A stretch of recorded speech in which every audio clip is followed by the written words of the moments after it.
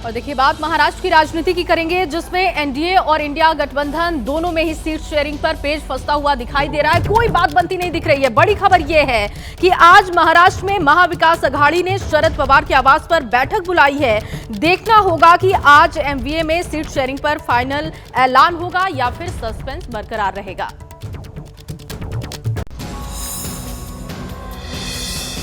महाराष्ट्र में seat sharing को लेकर विपक्षी गठबंधन एमवीए में भी हलचल है। आज एमवीए में सीट शेयरिंग का ऐलान हो सकता है। आज सुबह 11 बजे शरद पवार के घर पर बैठक होगी। बैठक में उद्धव ठाकरे मौजूद रहेंगे। महाराष्ट्र कांग्रेस अध्यक्ष नाना पटोले भी बैठक में शामिल होंगे। इस बैठक के बाद सीट शेयरिंग का ऐलान हो सकता है। सूत्रों के मुताबिक महाराष्ट्र में शिवसेना उद्धव गुट 23 सीटों पर, कांग्रेस 19 सीटों पर, एनसीपी शरद गुट 6 सीटों पर चुनाव लड़ सकते हैं। महाराष्ट्र विकास अघाड़ी में शामिल प्रकाश आंबेडकर और राजू शेट्टी का क्या होगा, इस पर सस्पेंस है।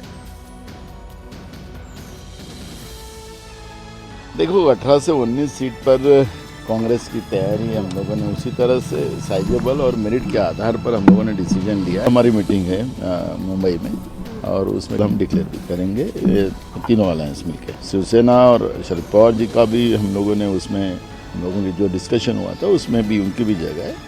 एमवीए में जो सीट शेयरिंग का फॉर्मूला है वो कहीं ना कहीं फाइनल माना जा रहा है, तो दूसरी तरफ ये भी जानकारी मिल रही है कि एनडीए में भी सीट बंटवारे का जो फॉर्मूला है वो फाइनल हो चुका है और आज ही जो ऐलान है वो हो सकता है।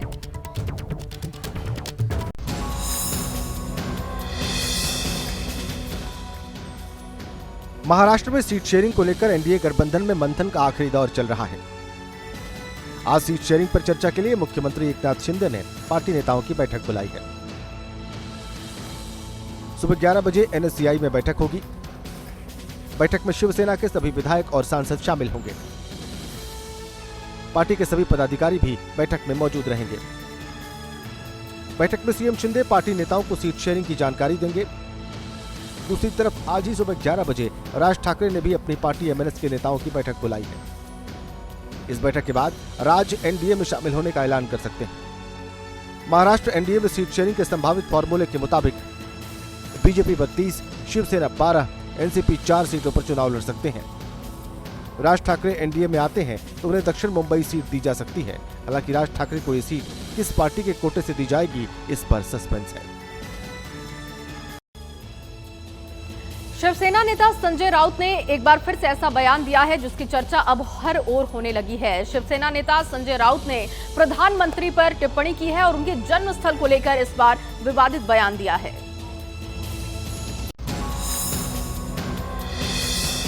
गुजरातमध्ये जिथे मोदी जन्माला आले त्याच्या बाजूला दाहोद नावाचं गाव आहे, तेथे औरंगजेब जन्माला आला आणि म्हणून ही औरंगजेबी वृत्ती गुजरात आणि दिल्लीतून या महाराष्ट्रावर चाल करून येते आहे आणि शिवसेनेच्या विरोधामध्ये।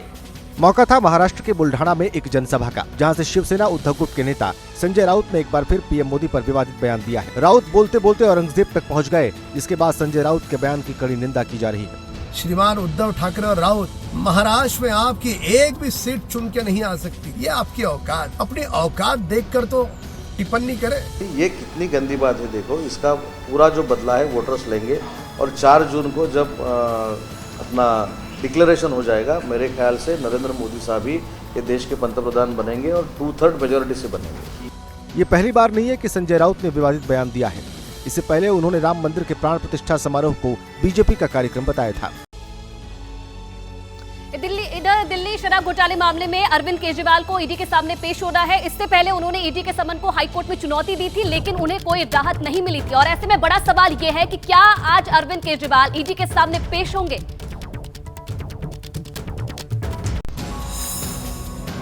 दिल्ली शराब घोटाले में पूछताछ के लिए ईडी ने आज दिल्ली के सीएम अरविंद केजरीवाल को तलब किया है।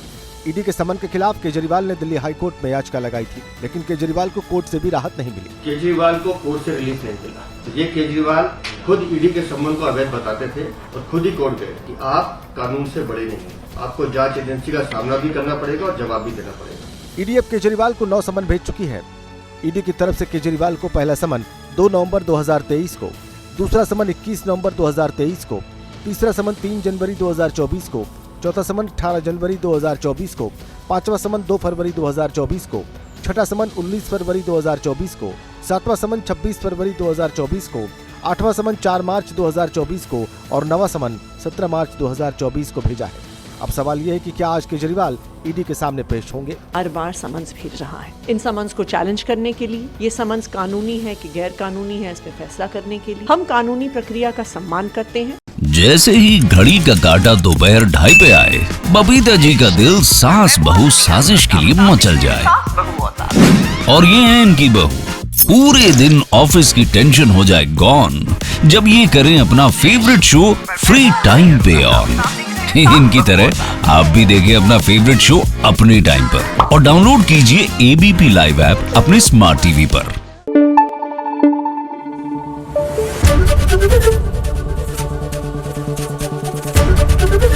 एबीपी न्यूज आपको रखे आगे।